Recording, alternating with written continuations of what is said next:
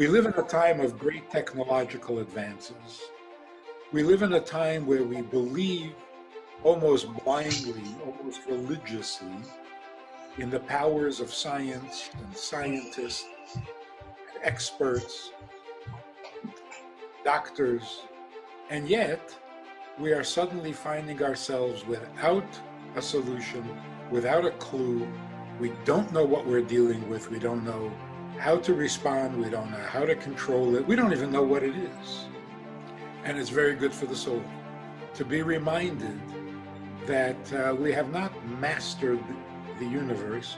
We have not conquered nature. We still have a long way to go for that. Now, there are people who actually say, and they say, why would God allow such a virus?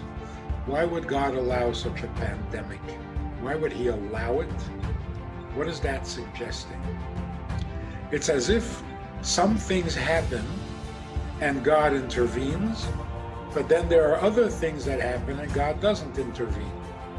Nothing happens unless God makes it happen.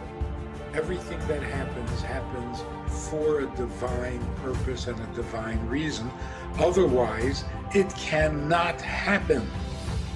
Everything we're going to experience is going to be divinely orchestrated for our benefit. The world is shutting down all its practices. What is our schedule made of? We go here, we go there, we do a little of this and we do a little of that, and then we come home and we've had it. All of a sudden, without anyone saying a word, no theater, no partying, no traveling, no going anywhere. All our habits have now been canceled. We have been freed and liberated from our Mitzrayim. We are so caught up in these things that we actually started to believe that that's what life is about. Life is about going to school, going to work, going to parties, going to a theater, going for some entertainment, going for some shopping. That's life. Now we're seeing it's not. This is a very good thing.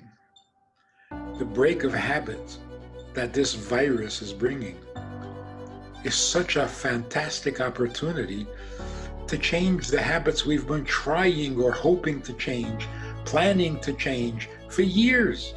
But, an hour goes by, a week goes by, a month goes by, and you haven't changed it. Now, we have the perfect opportunity.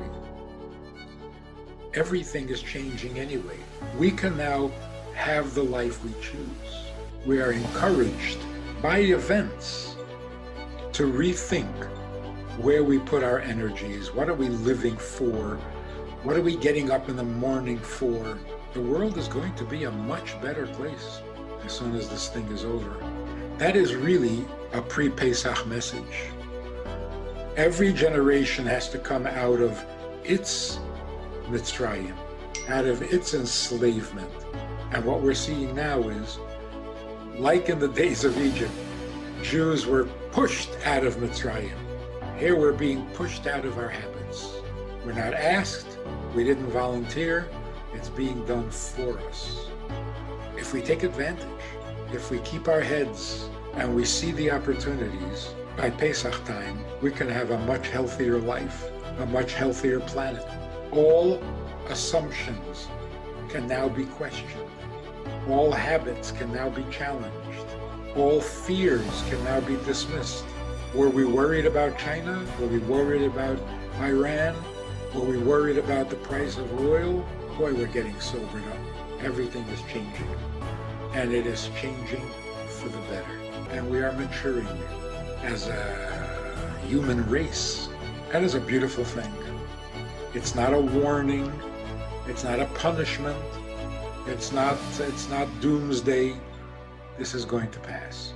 And we're going to find ourselves in a cleaner, healthier, more noble world, politically, geographically, financially, and personally. So now is the time to think not of ourselves but of others. We have to become more alive, more enthusiastic, about our mission and our purpose. We're going to do mitzvahs we've never done before because we're going to have more time. We're going to be home. We're going to become better mothers, better fathers, better husbands, and better wives because we have no choice. Got no place to go.